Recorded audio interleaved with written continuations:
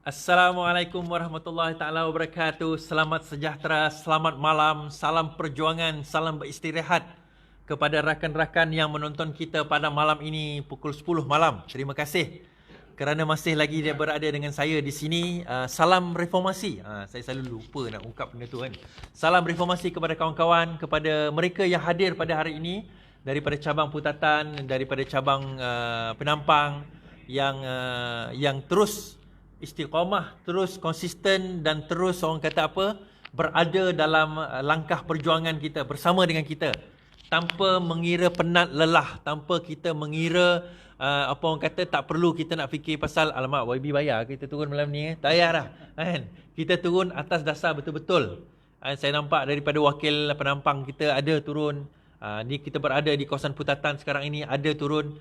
Alhamdulillah, terima kasih kepada yang bersama dengan saya. Terima kasih yang menonton juga. Kita teruskan seperti mana yang kita sedia maklum, kawan-kawan kita share program kita pada malam ini, share kita punya live. Itu je yang saya nak, tuan-tuan dan puan-puan. Komen, apa orang kata, teruskan, bagikan, luaskan apa kita punya rangkaian ini agar orang tahu akan kewujudan Parti Keadilan Rakyat, agar orang tahu kewujudan kita punya perjalanan kita di Sabah. Malam ini merupakan perjalanan terakhir saya di Sabah sebelum saya saya pergi ke KL esok, dan lepas KL, lepas itu saya akan pergi balik ke Kuching, Sarawak. Saya harap Kuching tak lagi PKPD lah, sebab hari itu dia tutup, saya tak boleh balik. So sekarang ni harapnya saya boleh balik, tak payah kuarantin. Jadi kita bertuah bersama dengan saya hari ini adalah wakil daripada Penampang, kemudian kita ada timbalan ketua cabang daripada daripada Putatan, Saudara Mazlan, kemudian kita ada naib ketua AMK dan juga timbalan ketua wanita Putatan hari ini. Untuk saya perkenalkan daripada segi aktiviti mereka, untuk saya perkenalkan daripada segi cabang mereka, bagi tujuan tidak lain tidak bukan untuk kita nak ke depan selepas ini.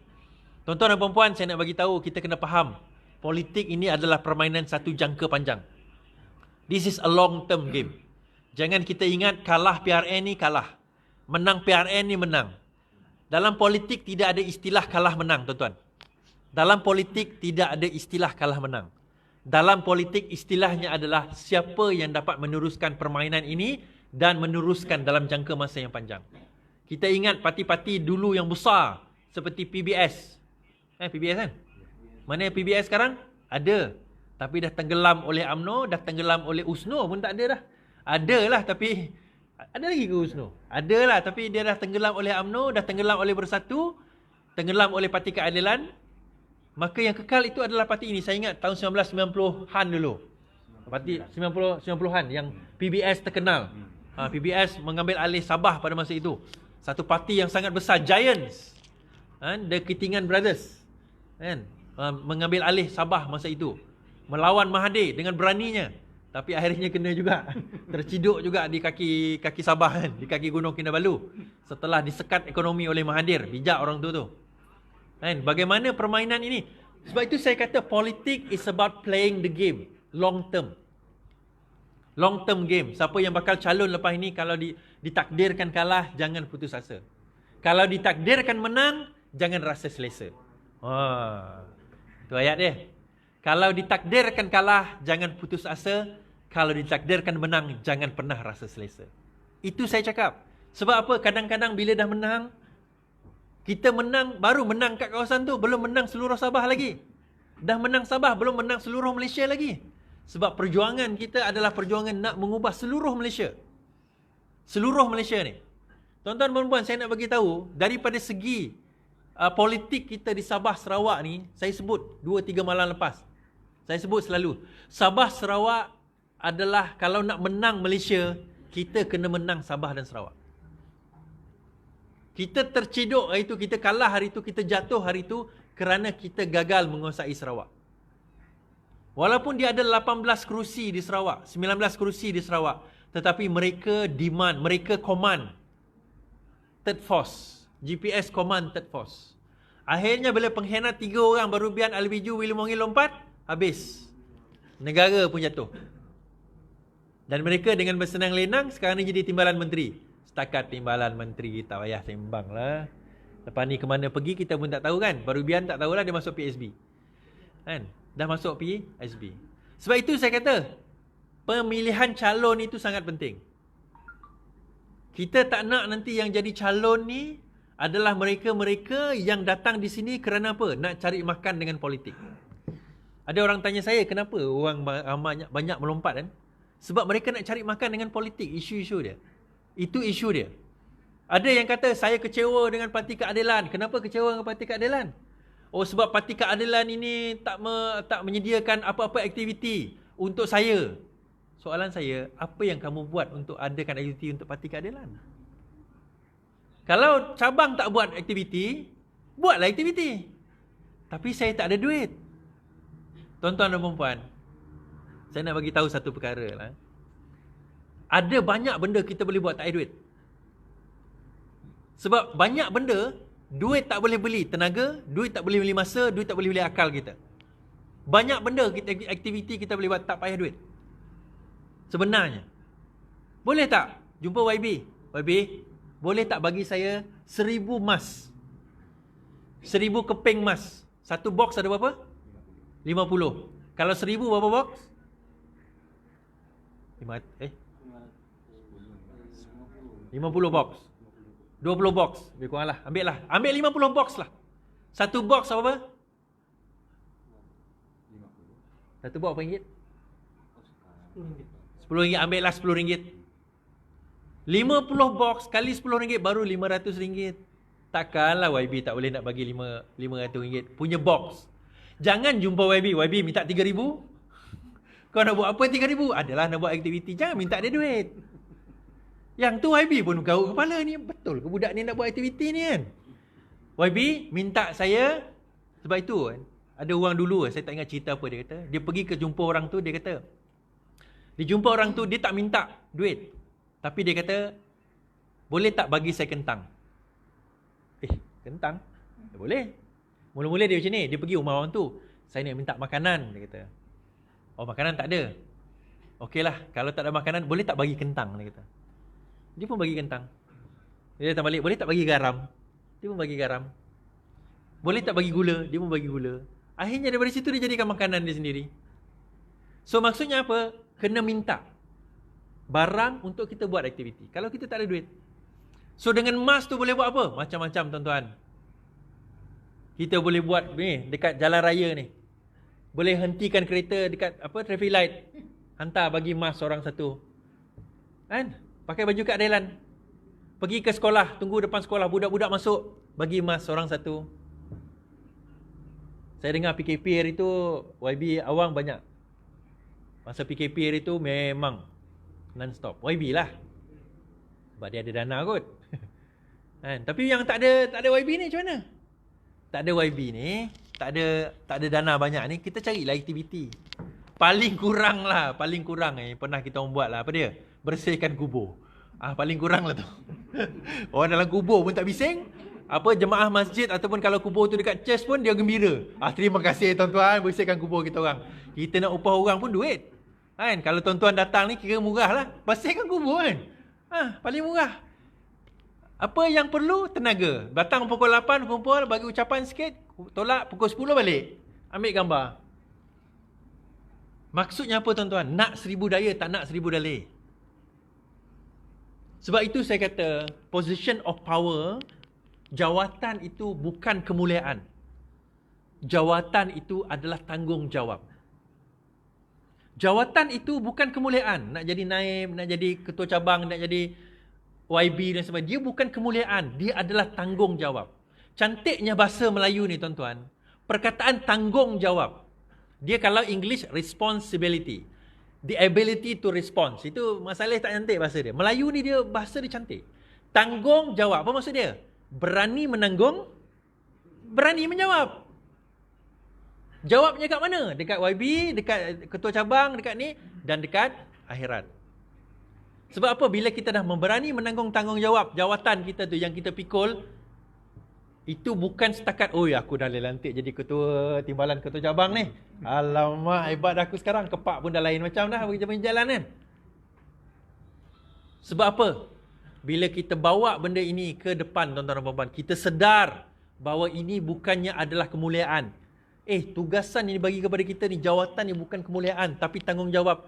Hari-hari kita kena fikir bagaimana supaya kita dapat menjawab tanggungjawab tersebut. Jawab tanggungjawab tersebut. Saya pergi jumpa tuan-tuan dan puan-puan sebab Tuhan bagi saya sedikit ilmu, sedikit tenaga, sedikit kebolehan untuk buat live. Saya takut Tuhan tanya saya nanti, kamu ada buat live, kamu pandai ni, apa kamu buat? Tuan-tuan, Tuhan, kurang-kurangnya aku dah pergi Putatan hari tu, buat live dengan diorang, pergi Penampang dah buat live. Itu yang aku cuba buat, yang aku boleh buat, semampu aku. Itu at least, the very least kita boleh buat, betul? Jadi soalan saya, kadang-kadang it is not what your country can give to you. It is what can you give to your country. Bukannya apa yang negara kita boleh bagi, bukan parti kita boleh bagi pada kita. Tapi soalannya, apa kita boleh bagi kepada parti? Apa contribution kita kepada parti? Apa kita dah buat kepada parti? Paling senang tuan-tuan dan puan, ni kita ada Naib MK, kita ada cabang, kita ada ketua wanita di sini. Esok, minggu depan, 2-3 hari lagi, panggil. Kita buat meeting. Janganlah semua naib kena fikir. Timbalan kena fikir. Okey, kita buat meeting. Dah jumpa meeting tu, kita duduk. Okey, tuan-tuan dan puan-puan, ini kalau meeting wanita lah. Tiba-tiba ada tuan dekat situ kan. Puan-puan, okey. Saya nak tanya satu soalan. Kita nak buat apa ni? Saya tak ada idea. Jangan ingat kita semua ada idea. Tanyalah. Apa kata kalau kita buat pertandingan memasak? Apa kata kalau kita buat pertandingan? Apa kata kalau kita buat gotong royong? Apa kata? Itu aktiviti. Tuan-tuan, paling kurang lah, saya tak tahu dekat Sabah, tapi kalau dekat Sarawak, diorang ada ni, marhaban tau. Kat sini kira kuat famous juga kan? Kalau wanita-wanita kan? Macam berzikir. Majlis kahwin kan? Dan diorang dekat Sarawak ni, dia ada buat grup marhaban, dia ajar. So nanti grup ni, kalau dia pergi dipanggil untuk majlis, dia dibayar. Dibayar, dapat bayaran tu. So apa salahnya kita buat satu kelas, contohnya grup marhaban, Parti Keadilan Rakyat. Tapi jangan pula dah habis marhaban tu, tetap lawan. Janganlah buat macam tu kan. Lari orang tu. So tak jemput lagi dah lepas ni. Contoh, itu yang tua-tua lah, yang muda-muda. Ni AMK. Ni saya sebut penampang ke yang mana menonton saya malam ini. Apa contoh aktiviti AMK kita boleh buat? Pertandingan. Mungkin, katalah kita tak ada duit banyak. Ini pertandingan online game. Hadiah tempat pertama RM50. Okey tu. RM50. Tempat kedua RM30. Tempat ketiga RM50. Sagu hati 10 orang RM10. Boleh? Bukan susah. Pertandingan Mobile Legend ke, pertandingan apa lagi? Satu lagi game tu. PUBG kau tengok abang tu. PUBG ke kan? Saya saja nak trik tadi soalan tu. Tengok malam-malam dia main. Apa nama abang tu? Kan? Laju dia. Pertandingan PUBG ke apa ke, futsal, mungkin futsal. Sini ada futsal. Futsal. Yang penting tuan-tuan dan perempuan, saya nak bagi tahu satu perkara. Jangan pernah tunggu ketua cabang kita cadangkan. Sebab dia nak fikir banyak. Timbalan ketua cabang ni tengok. Dia pun tengok, rambut pun dah kurang lah. Nak mikir banyak. Hal, lampu saya tengok saya jalan tadi, lampu tak ada. Dia pun kena mikir. YB kena mikir, tapi dia pun kena mikir. Kan? Saya dengar wire kena curi. Dia pun kena mikir. Kan? Malam-malam abang Nas kita. Bila dia pasal orang meninggal COVID. Dia pun kena mikir, MPKK. So orang-orang ni kena mikir, dia ada benda. Jangan kita ingat, apalah timbalan ketua cabang ni tak buat kerja. Soalan saya, kita buat apa? Kita cadang tak?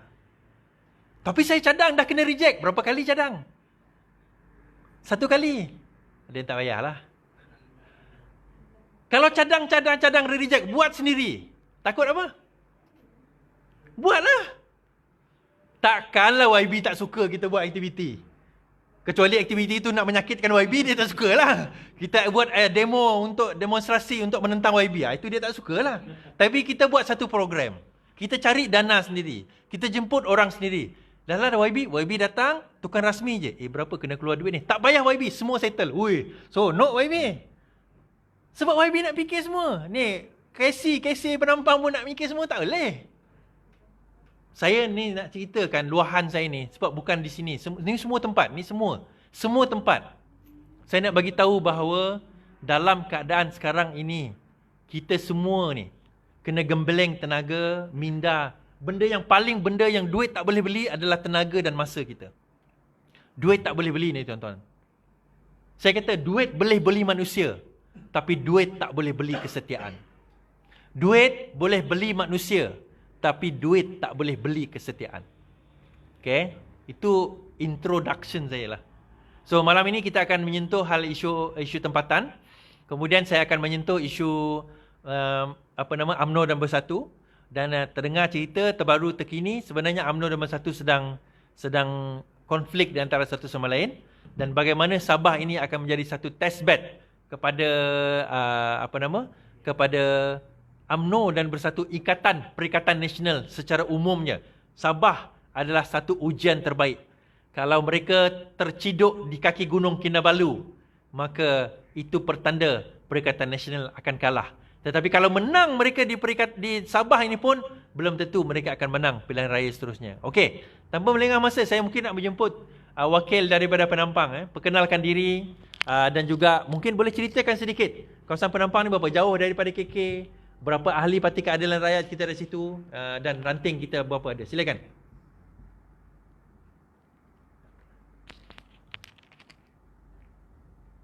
Selamat malam kepada penonton-penonton live Tuan Ismardini.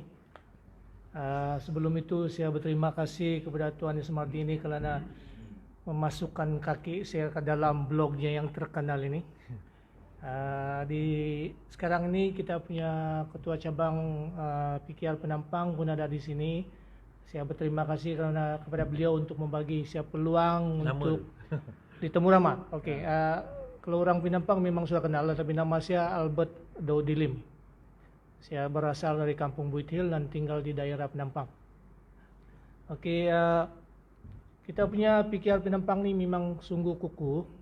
Kita sudah lama bertapak di Penampang, tapi oleh kerana faktor kerusi, jadi kita masih lagi belum mendapat peluang. Walau bagaimanapun, kita sentiasa berusaha dengan apa-apa kapasiti yang kami ada, dengan fund yang limited. Ketua cabang saya telah membuat banyak aktiviti, termasuklah aktiviti yang kurang menggunakan wang. Contohnya derma darah, pembahagian face mask, dan kadang-kadang kalau kita ada lebih-lebih, kita bagi juga kepada orang yang telah ada keluarga kematian dan kesusahan. Mereka datang ke cabang dan ketua cabang saya sentiasa bermurah hati segala yang mampu untuk memberi kepada bantuan kepada mereka. Kita punya ranting di Penampang ada 53 ranting dan keahliannya lebih kurang dalam 8,000 lebih. Jadi jumlah pengundi berapa? Jumlah pengundi lebih kurang 19,000 lebih sikit. Seluruh Penampang? Moyog sahaja. Moyog saja. Jadi kita bercakap pasal Moyog sahaja pada malam ini kerana saya mewakili Moyog. Belum lagi calon, tapi bagi pihak cabang PKR Penampang sahaja. Jadi saya tidak ada lagi soalan, Tuan. So aktiviti yang tadi disebut tentang aktiviti sekarang ini, kita ni buat aktiviti yang termampu. Apa yang kita boleh bagi, kita bagi. Seperti pada masa yang lalu, ketika kita masih lagi mempunyai ketua cabang yang dalam kerajaan, kita telah banyak memberi kursi roda, bantuan-bantuan alat-alat sukan, aktiviti-aktiviti kepada muda-mudi seperti penganjuran bola sepak dan yang bersamaan. So saya rasa itu sajalah yang saya boleh jelaskan pada sekarang. So, siapa yang bertanding di DUN, tuan punya DUN tu moyang tu? Sebelum ini siapa yang bertanding? Okey, sebelum ni DUN itu ditandingi oleh Warisan, dan parlimennya ditandingi juga oleh Warisan, dan DUN lawan yang siapa? Warisan dia melawan BN, Barisan Nasional pada itu. UMNO ke? ataupun Uh, PBS ke? dia telah melawan APCO. APCO. Tapi Dan APCO dah bersama dengan sekarang dia sudah bersama. Jadi itulah no permanent enemies kan. Apa benda ni? So siapa yang sekarang ni APCO dah bersama dengan kita, so siapa yang berkemungkinan akan bertanding di situ mewakili Perikatan Nasional? Bersatu? Okey, kalau setakat yang kita dengar sekarang ni Bersatu pun ingin berminat untuk bertanding, APCO pun berminat, tidak juga lupa PKR yang sangat-sangat berminat. Jadi diharap kalau kita punya peluang itu cerah dan kita akan menghantar calon yang terbaik untuk mewakili Moyog. Alright, terima kasih Saudara Albert. So kalau kita tengok daripada komposisi tadi, kita dapat nampak bahawa di kawasan tersebut kita dapat saksikan daripada segi komponen yang ada, bahawa APCO dah tak ada lagi kat situ, dah bersama dengan kita dah, no permanent enemy kan. Tapi dalam masa sama sekarang ini antara DUN di mana pertembungan di antara UMNO Bersatu, bukan UMNO lah, BN Bersatu pun berkemungkinan dia bukan UMNO. Sebelum ni bukan tradisi kawasan UMNO kat situ kan? Bukan. Dia mesti tempat lain. So selain daripada UMNO siapa? PBS? Mungkin PBS? Dulu PBS, lepas tu PCM, PCS, Parti Cinta Sabah, Star, Parti Cinta Sabah, Star Bersatu. So GBS, SAPP. Tadi dia kata SAPP, Johan Perikatan tadi kan. Saya pun tak pernah dengar SAPP tu apa sebenarnya. SAPP ini semua adalah kemungkinan-kemungkinan yang akan bertanding. Mungkin UMNO tak adalah sebab itu bukan kawasan yang predominan Melayu Muslim kat situ kan, bukan kan? Majoriti bukan. Jadi dia itu antara parti yang menariknya. Sebab apa saya katakan demikian?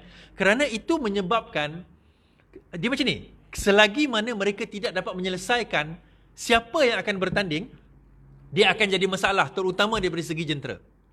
Kita kena faham satu perkara, nak bertanding ni dia bukan benda yang mudah. Nak masuk pertandingan ni dia bukan benda mudah. Kita tahu paling kurang PACA, polling agent, counting agent, berapa kita perlu? Kalau daerah mengundi kalau parlimen lagi banyak lah. Kalau DUN, at least 200 orang. Satu DUN. 200 orang hanya untuk PACA.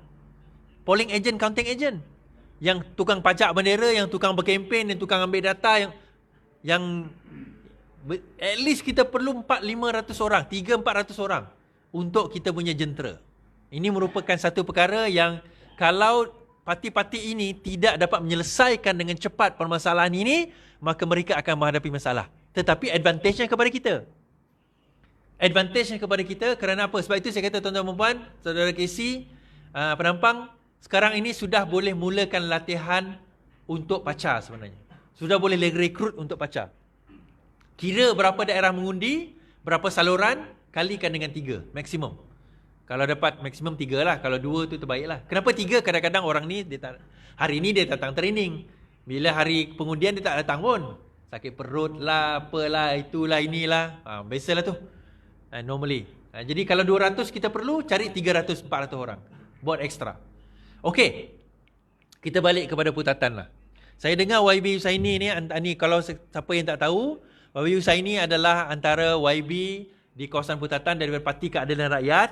Dan sewaktu saya jumpa dia beberapa kali lah, sewaktu di Eastin Hotel dahulu. Dan antara yang kita tak melompat, antara yang tak melompat, tetap kekal bersama dengan kita, agenda reformasi kita, YB kita ni. InsyaAllah, mungkin boleh ceritakan sikit apa contoh aktiviti-aktiviti yang sedang dan pernah dilakukan di kawasan Putatan ini. Tadi dah sebut kata orang, tapi boleh ceritakan balik. Dan apa impak kepada penduduk. Silakan. Saudara Mazlan. Okey, terima kasih Saudara Iswardi. Sebenarnya kami di Putatan ni pada 15 hari bulan Ogos yang lepas, kita telah menganjurkan satu program gotong royong yang dipanggil program gotong royong rentas kampung di Parlimen Putatan. Jadi feedback yang kita terima daripada mereka yang telah dijalankan program ini cukup memberangsangkan, dan rasanya kalau dinilai secara terbuka memang ramailah. Maksud saya, ramai pengundi-pengundi itu memang tertarik dengan program seumpama ini. Apa program yang dibuat pada hari itu? Boleh ceritakan sikit Ya, program dia? kita buat jambatan jambatan pejalan kaki, titi lah kita panggil di sini. Rumah rakyat yang kurang atap, dari segi atap yang rosak, gabian untuk mengelakkan tanah runtuh. Okey. Dan kena ingat, pasal kita target ni, kita target ni, siapa yang penerima ni? Mereka terdiri daripada balu-balu yang ada penyakit kronik, dan yang lebih ibu-ibu tunggal. Ini yang kita tumpukan perhatian kita untuk bantu mereka. So sekarang saya tengok, yalah, kita ucapkan terima kasih kepada YB Awang Husaini kerana ilham dia untuk buat program ini dengan bantuan daripada pejabat parlimen, saudara Roland yang juga setiausaha program tersebut. Kita berjaya melaksanakan, dan insya-Allah kalau ada keizinan daripada Tuhan, tahun depan kita akan buat lagi. Masa PKP itu apa antara contoh aktiviti? Ya, masa PKP itu kita mengagihkan barang-barang keperluan rakyat, macam beras, makanan-makanan dalam tin, apa semua, mi, minyak makan, apa semua. So memanglah kita tidak boleh cover semualah, pasal limited fund. So itu pun kita bagi kepada yang betul-betul memerlukan, ya, memerlukan bantuan. So kita jalan secara limited punya fund, dengan kenderaan sendiri, dengan apa semua kita keluarkan sendiri. Itu keadaan itu. Okey. Alright, terima kasih kepada Timbalan Ketua Cabang di atas penjelasan tadi. Itu saya kata tadi, kadang-kadang masa PKP hari itu kan, contohnya, soalan saya selalu kan, apa yang kita, jelas cabang dah buat satu hal kan, tapi kita sendiri apa kita boleh buat? Apa aktiviti kita boleh buat? So mungkin kita tengok daripada segi lepas inilah, saya nak Timbalan Ketua Wanita ceritakan. Boleh tak? Malu pula dia. Tak ramai tengok 1,300 orang je. Tak mahu. Dia depan 50 orang dia boleh cerita, 1,300 orang tak cerita. Ke AMK? Boleh cerita sikit Apa perancangan AMK lepas ni? Boleh? Perancangan? Sekejap lagi lah, jangan cakap dulu. Tak live lagi ni. Apa planning AMK selepas ini? Dan untuk kita nak menguatkan parti, ni saranan saya, ni cadangan saya lah, terutama kepada AMK kan. Saya tak kisah kalau saya datang sekali lagi, kumpulkan AMK, minta nanti bagi cadangan dengan YB. Kita buat dekat ini, siapa di cabang punya kan tempat ni? Bukan, sorry, ini sewa kan? Sewa tempat ni ke sewa hotel pun tak kisah. Saya boleh bagi satu kursus tentang leadership. Tak payah bermalam lah, kita buat pagi habis petang pun tak apa. Saya akan buat satu kursus berkenaan dengan macam mana cara kita nak menjadi leader. Bagaimana kita menjadi leader yang efektif. Dan saya nak bagi tahu tuan-tuan dan puan, ketua bukanlah seorang yang ada kuasa. Kuasa itu kebetulan dia ada. Seseorang in the position of power, maksudnya dia ada kuasa, belum tentu dia seorang ketua. Leader adalah seseorang yang menginspirasikan orang lain untuk melakukan apa yang diimpikan. Leader ada visi. Orang lain nampak visi dan nak ikut visi itu. Itu leader. Itu leader yang sebenar. Kadang-kadang dia CEO company, dia YB, kadang-kadang dia ni seorang ketua cabang, kadang-kadang dia ni ahli ketua parlimen, ketua whatever lah ni. Tapi dia tak ada pengikut pun. Leader, kadang-kadang dia ni tak ada jawatan, tetapi orang ikut dia. Kenapa orang ikut dia? Sebab orang percaya dengan apa yang dia boleh buat. Okay? Jadi mungkin MK ceritakan sedikit apa antara aktiviti yang pernah atau mungkin dalam perancangan yang akan diadakan. Silakan. Terima kasih Saudara Iswardi. Sebenarnya saya pun tidak berapa boleh cakap banyak, tapi kalau dari segi aktiviti sebenarnya yang pernah kami lakukan, contoh saya ambil beberapa contoh. Kami pernah bersama-sama cabang membantu cabang dan membantu wanita membaik pulih tabika perpaduan di Kampung Sembulan, membaik pulih rumah yang mengalami kerosakan di Kampung Meruntum. Dan kami juga pernah membuat membantu, kami ini sebenarnya lebih kepada membantu menggerakkan cabang. Macam dari masa PKP dulu kami mengagihkan bantuan. Kalau mau dicerita tentang aktiviti kami sendiri sebagai AMK, contoh kami ada buat futsal. Dan kalau ditanya perancangan kami lepas ni, kami lebih kepada menggerakkan AMK untuk membantu sebanyak yang boleh, membantu rakyat, membantu keadilan, untuk memastikan keadilan ni terpahat di hati pengundi-pengundi. Ramai pengundi yang bakal jadi 18 tahun ke atas. So apa perancangan untuk nak dapatkan pengundi-pengundi muda? Perancangan. Nak jadi YB kena jawab soalan ni. Kalau perancangan dari segitu, kami lebih kepada memperkenalkan apa itu keadilan, apa itu reformasi, bagi dorang ni buka fikiran. Contoh sekarang ni orang-orang muda, anak-anak muda ni lebih kepada isu. Dorang lebih berfikir kepada isu. Maksudnya dorang sekarang ialah kuasa media. So anak-anak muda ni dorang cuma mau apa yang dorang boleh dapat dan apa yang boleh dibagi kepada dorang. Dan kami ini lebih kepada menjawab soalan-soalan dorang. Contoh macam apa aktiviti untuk anak-anak muda. Dan kami lebih kepada macam mana? Pendedahan kepada kepada parti itu sendiri. Lebih kepada parti. Kami mendedahkan, maksudnya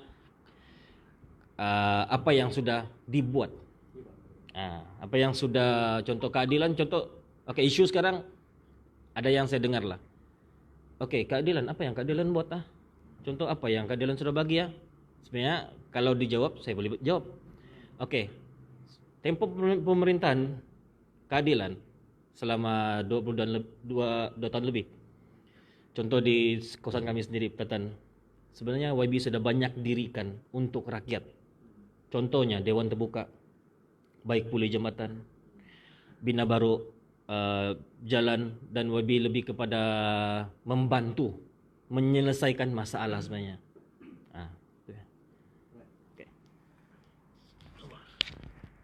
Terima kasih kepada Naib AMK di kawasan Putatan ini. Sebab tu satu lagi makluman kepada tuan-tuan dan puan-puan bagi yang tak mengetahui yang berada bersama kita pada malam ini. Sebab itu kita benci kepada pengkhianatan sebenarnya. Kenapa? Untuk makluman tuan-tuan dan puan-puan, ada yang tahu dan yang tak tahu. YB Husaini mempunyai dana 3.5 juta untuk parlimen beliau. Itu masa jadi kerajaan lah. 3.5 juta setiap tahun. Ini bukan 5 tahun. Setiap tahun. Dan sepatutnya kalau tak jatuh kerajaan tahun ini, saya dengar bahawa kita peruntukan itu akan dinaikkan kepada lebih kurang 4 ke 4.5 juta. Di mana 2 ke 3 juta adalah untuk pembangunan mesra rakyat. Daripada titi, jambatan, jalan, rumah roboh. Bukan rumah roboh. Ini yang untuk awam. Baik boleh yang awam, untuk awam. Tetapi YB ada peruntukan 1 million untuk yang bukan awam. Contohnya baik boleh rumah terbakar dan sebagainya. Tapi jangan minta YB sekarang. Kerana dana tu dah tak ada. So apa dana tu dah tak ada? Kerana sudah pun dirampas oleh pengkhianat-pengkhianat nasional ini atas tujuan kuasa mereka sendiri. Dan percaya tak percaya, tanya YB Husaini, bila PN mengambil alih kuasa daripada 3.5 juta, sekarang ini YB Parlimen Pembangkang dapat 0 juta. Kita tak dapat 1 sen pun daripada duit dana tersebut. langsung tak ada. Zaman Pakatan Harapan dulu kita bagi juga kat dia orang tau. Kurangnya berapa 500,000 lebih kurang macam tu kepada parlimen yang bukan kerajaan pada waktu tersebut. Tapi sekarang kita dah tak ada dana tersebut.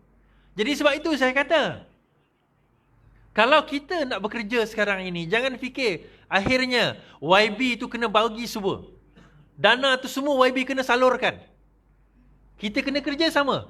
Fikir bersama.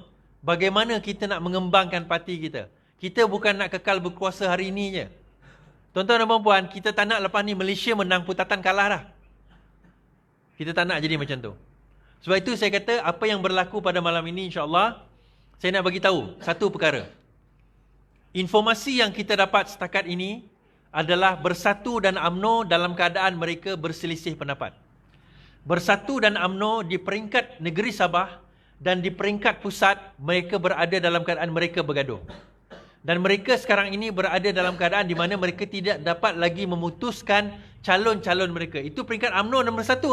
Di peringkat UMNO sendiri, Rahman Dahlan dan juga Bong Mohtar duk bergaduh sama sendiri.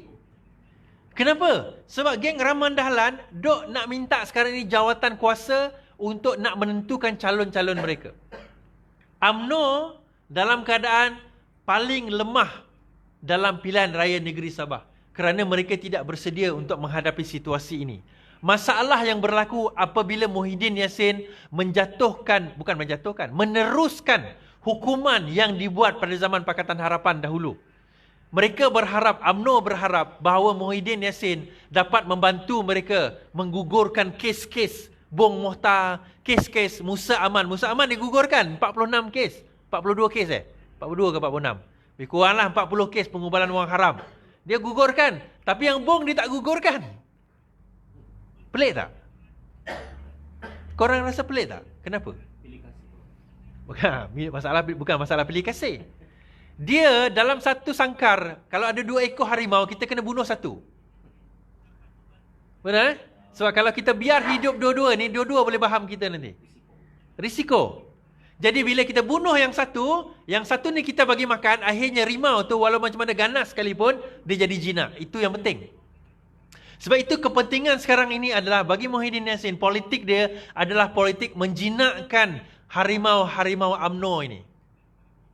Aku dah bagi engkau dah 42 kes lepas. Yang musuh engkau, lawan engkau yang nak jadi Ketua Menteri Sabah tu, aku sekarang tak lepaskan kes dia. Perasan tak Bung Mohtar hari tu dia kata apa? Saya pun nak jadi Ketua Menteri Sabah. Dia tak nak bagi Musa Aman jadi Ketua Menteri Sabah kan? Kenapa jadi demikian? Tiba-tiba Rahman Dahlan datang. Bung Mohtar tidak layak menjadi penggerak UMNO di Sabah ini kerana dia ada kes. Tiba-tiba keluar kenyataan tersebut. Kerana apa? Sekarang ini permainan Muhyiddin Yassin adalah untuk memastikan UMNO yang menang di Sabah adalah UMNO yang dia boleh ikat dengan macam papet. Yang dia boleh letak tali macam papet. Yang dia boleh gerakkan macam papet. Dia belajar dengan siapa? Dia belajar dengan Tun Mahathir. Seorang pemikir, politician yang sangat hebat, Tun Mahathir. Dia belajar dengan orang itu. Muhyiddin tak perlu buat apa-apa. Muhyiddin tak perlu bekerja keras pun. Apa yang dia perlu buat adalah musnahkan musuh kepada musuh dia. Dia ada pepatah orang putih kata, my enemy's enemy is my friend. Kan? Saya ni musuh kepada Timbalan Casey. Tapi kami berdua ni musuh kepada saudara kita kat depan ni. Tak apa, demi nak menjatuhkan dia, kita berdua kawan. Buat masa ni lah dia dah jatuh nanti, kita lawan balik. Itulah politik permainan UMNO dan itulah politik permainan Bersatu. Sekarang ini Bersatu demand 35 kursi. Kita tengok berapa Bersatu akan dapat. Sebab the moment Bersatu tidak dapat apa yang mereka demand, percayalah, saya boleh katakan, percayalah, selepas ini bukan setakat Sabah, Malaysia ada kemungkinan Bersatu akan langgar semua kerusi di kawasan UMNO. Kenapa itu berlaku sekarang ini? Kerana Bersatu tahu, saya sebut tadi awal-awal, politik ini adalah permainan jangka panjang. Dia bukan siapa menang, siapa kalah. Siapa dapat bertahan lebih lama. Itu politik. Bersatu tahu, mereka tak nak senasib dengan Semangat 46. Dia tak nak senasib dengan USNO. Dia tak nak senasib dengan PBS. Partinya ada, tapi ibaratnya apa orang kata, hidup segan mati tak nak. Bukan mati tak mau. Dia hidup pun segan, dia mati pun tak mau. Nak kata hidup, nang botinang kui buti kui. Nak kata mayat pun bukan mayat, nak kata orang pun bukan orang.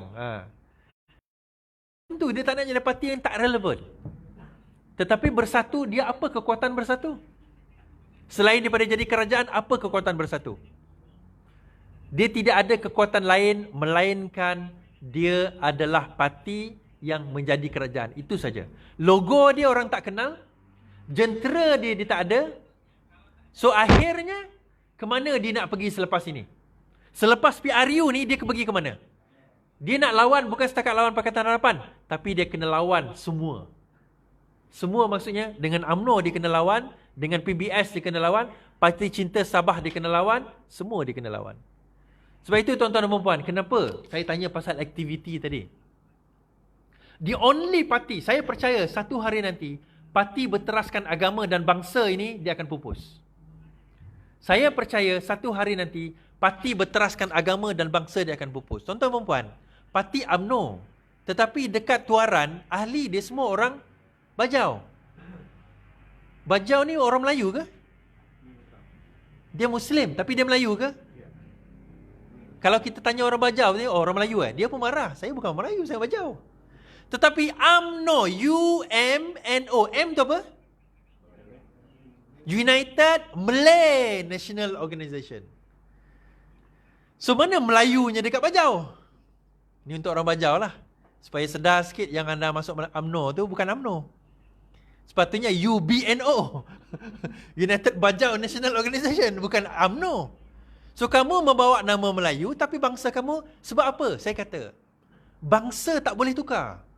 Dia berbeza dengan Bini Taib lah. Bini Taib sekarang ni bangsa Melanau. Dia orang mana tah? Orang Arab, Lebanon. Tapi boleh tukar bangsa, itu lain. Bangsa tuan-tuan, bila kita lahir dalam bangsa, satu bangsa tu, kita tak boleh tukar. Kita tukar agama boleh, tukar bangsa tak boleh. Kalau saya Cina, saya masuk Islam, saya bukan Melayu, saya tetap Cina. Nenek saya masuk Islam, dia tetap Cina, dia bukan Melayu. Walaupun macam mana dia mengubah pun nasib dia, nama dia tetap nama dia, nama Cina dia tetap adalah IC dia. Bangsa tak boleh ubah tuan-tuan. Tapi apa yang kita boleh ubah? Ideologi kita, pemikiran kita. Sebab itu saya kata, parti yang akan kekal relevan dalam negara kita adalah parti ideologi. Parti Keadilan, DAP, Amanah, parti ideologi. Satu lagi parti yang tak dapat bertahan lama, parti lokal. Minta maaf saya kata. Parti yang hanya berteraskan regional, kawasan, lokaliti dia, negeri dia. Kerana nak mengambil sentimen bangsa. Saya dapat satu WhatsApp hari ini. Dia cerita kalau kamu pilih Pakatan Harapan, maka akan habislah orang Melayu, akan habislah orang Bajau di Sabah, akan habislah orang Kadazan di Sabah kerana ini. Maka orang Sulu akan pergi membunuh kita semua. Itu cerita. Benda yang sama, benda itu sama dimain kat Semenanjung. Kalau sekiranya dipilih Pakatan Harapan, maka habislah orang Melayu kita semua akan jadi Kristen, semua akan jadi murtad. Itu cerita yang sama. Cerita yang sama main di Semenanjung dibawa ke Sabah. Semua main bangsa, semua main agama. Tak apa saya tak interview ni. Jadi ada orang sebelah saya ni. Saya interview kan malu pula. Poin saya tak akhir tuan-tuan dan puan. Apa dia? Poin saya tak akhir adalah mereka menang. Tapi hakikatnya mereka kalah. Mereka menang dalam posisi tuan-tuan dan puan. Tapi hakikat jiwa mereka kalah. Kerana dalam jiwa mereka, jiwa yang curiga mencurigai, dengki mendengki, cucuk mencucuk di antara satu sama lain. Itu mereka. Hakikat kita kalah. Kita tak jadi YB, tak jadi pemerintah. Tetapi hakikat kita bersatu padu.